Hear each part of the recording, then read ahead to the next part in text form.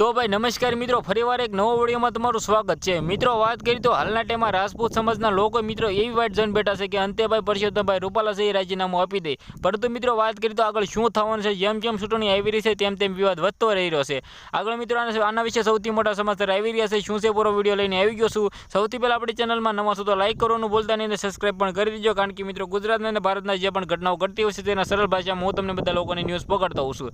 જે રીતે મિત્રો વાત કરી તો પરસોત્તમભાઈ રૂપાલા ક્ષત્રિય સમાજનું અપમાન કર્યું છે, 2 થી 3 વાર પોતે મિત્રો માફી માંગી લીધી છે, પરંતુ મિત્રો ક્ષત્રિય સમાજના લોકો છે એને માફી આપવામાં આવી નથી, કારણ કે મિત્રો આવી વાર બીજી વાર કોઈ આવું અપમાન ન કરે। જે રીતે ક્ષત્રિય સમાજના લોકો મિત્રો ગુસ્સે હતા, સોશિયલ મીડિયામાં ઘણા બધા વિડીયો વાયરલ કરી દેવામાં આવ્યા છે। આગળ મિત્રો વાત કરી તો તમને બધા લોકોને ખબર છે કે હાલના ટાઈમમાં ચૂંટણીભાઈ નજીક આવી રહી છે અને રાજપૂત સમાજના લોકો મિત્રો એટલી વાઇટ જોઈને બેઠા છે કે અંતે ભાઈ આ છે એ રાજીનામું આપી દે। સૌથી પહેલા મિત્રો આપણે જાણવાનું એ રહેશે કે મિત્રો આનું અપમાન જે રીતે મિત્રો કરવામાં આવ્યું હતું, ત્યારબાદ મિત્રો સોશિયલ મીડિયામાં ઘણા બધા મિત્રો એમ કીધું ક્ષત્રિય સમાજના મહાનુભાવોએ મિત્રો વિડીયો અપલોડ કર્યા હતા, પરંતુ મિત્રો હાલના ટાઈમમાં સોશિયલ મીડિયામાં ઘણા બધા અત્યારે એવા વિડીયો વાયરલ થઈ રહ્યા છે કે ક્ષત્રિય સમાજ બેસી ગયો છે, પરંતુ એવું નથી ભાઈ। હાલના ટાઈમમાં વિરોધ ચાલુ છે અને દિવસે ને દિવસે વિરોધ વધવાની શક્યતા એ માટે છે કે હજી સુધી ભાઈ આ ભાઈએ રાજીનામું આપ્યું નથી।